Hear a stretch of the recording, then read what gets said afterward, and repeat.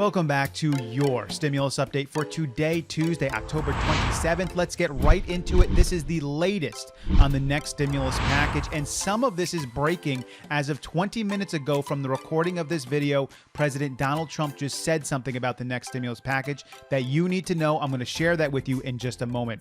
Nancy Pelosi and Steven Mnuchin did talk with each other yesterday around 2 p.m. Nothing came of that meeting. In fact, both of them dug in on each of their sides. Basically, Steven Mnuchin went to Nancy Pelosi yesterday and said, I cannot come up any further than $1.9 trillion, and I cannot change the wording anymore. If I do, Mitch McConnell and the Senate Republicans are not going to vote for this. It is time for you to compromise down. And so Nancy Pelosi had Drew Hamill tweet out, the problem is Mitch McConnell in the Senate. It's their fault because they won't compromise up to where I want them to go. You can choose for yourself which side you would like to agree with. Donald Trump, like I said, just 20 minutes ago came out with a statement. Here it is. After the election, we'll get the best stimulus package you've ever seen. Because I think we're going to take back the House because of her. I think you have a lot of congressmen and women, Republicans, that are going to get elected. We'll take back the House.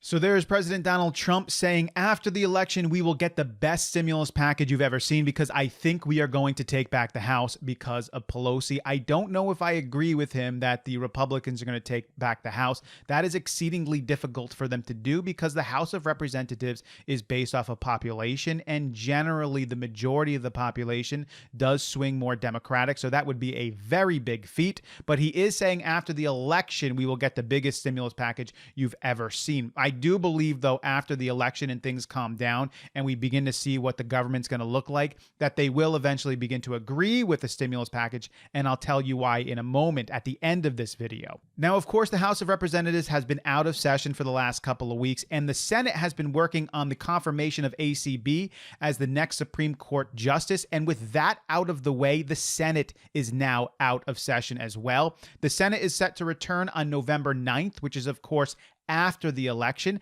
and the House of Representatives isn't coming back until November 16th, which means that it's almost certainly very unlikely that anything could ever happen before the election at this point. And you may think once they come back from their sessions on the 9th and the 16th respectively, that they will then at that point focus on the next stimulus payment. However, there is a looming deadline coming up on December 11th for the stopgap, which means that they need to focus their attention on government funding again because the government is only funded until December 11th. So that's going to take up most of their attention once they come back. But I do believe after that, it'll probably then once again shift back to the stimulus, depending again on who is in power at that time. We had this from Senator Roy Blunt today. He said, if we are going to do it this year, it's now or never. I think the lame duck Congress is a really hard time to get much done. In any lame duck, I don't see why this one would be any different. So Senator Roy Blunt believes that now is the time to do it, not after the election. However, Senator John Thune, who is the number 2 in command, said that the prospects will improve after the election once we get past the current unpleasantness that every even number year has. There's a whole range of things that we already agree on, and I don't know why we can't at least do that. And if they get the majority, speaking about the Democrats, they can come back later, and if they don't, and we are still in the majority, then I suspect there's more interest in trying to get a deal. One of the major areas of disagreement still is how to fund and tackle testing, tracing, and treatment. President Donald Trump has tweeted out just the other day that cases are up because we test. A fake news media conspiracy. Many young people who heal very fast, 99.9% corrupt media conspiracy at an all-time high. On November 4th, the topic will change.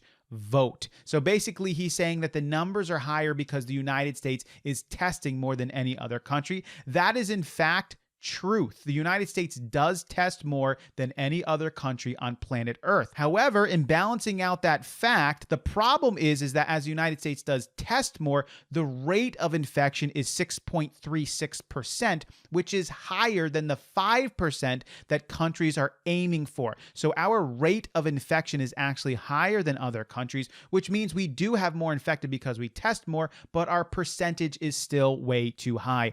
Pelosi said, unless we have have a national plan for testing, tracing, treatment, mask wearing, and social distancing with other science-based steps to crush and combat the virus. The disparities facing community of color, we cannot simply reopen our schools and the economy. In all of our legislation, we have stressed the importance of testing, but the administration has never followed through. The Republicans continue to surrender to the virus, particularly amid the recent wave of cases. It's official malfeasance. So that is one of the major areas where there's a hang up with the stimulus. And the other one is the state and local funding, which, by the way, both of those are tied together, because I guarantee you Pelosi is really looking for more funding for state and local governments. And she believes that by giving state and local governments that they can quote unquote crush the virus. She doesn't say out to the public that it's the money she wants for state and local government. But let me be clear with you. When she says crush the virus, what she means is give the states and local governments more money. And of course, Steven Mnuchin and Donald Trump look at that as bailing out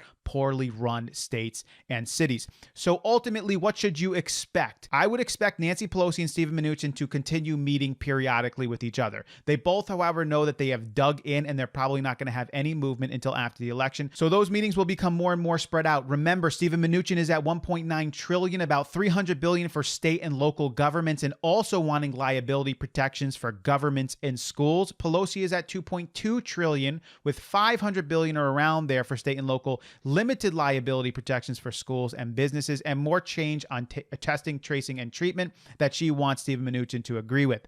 Most likely expect them to not reach a deal before the election. Most likely expect after the election is done and finally when the House comes into session on the 16th and the Senate on the 9th, expect them to focus on the December 11th deadline for funding the government first.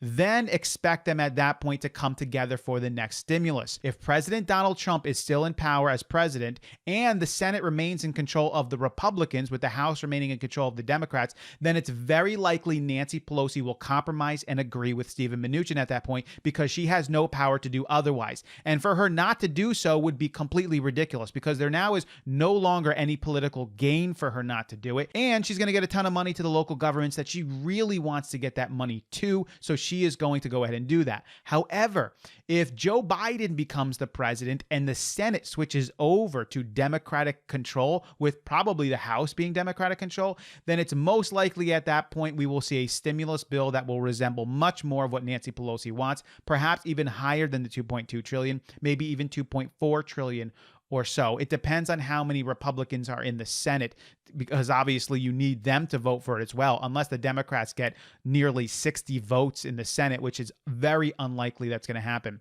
However, if we have Joe Biden winning the presidency and the Republicans keeping the Senate and the Democrats keeping the House, which is a possibility, things are going to be a lot more difficult. And so we're going to have to see what kind of agreement they're going to come with at that point, but we don't know how all of the cards are going to fall. This is the latest on the stimulus bill. As always, if you appreciate the information, consider subscribing to the channel. I appreciate all of you. As always, I will catch you next time.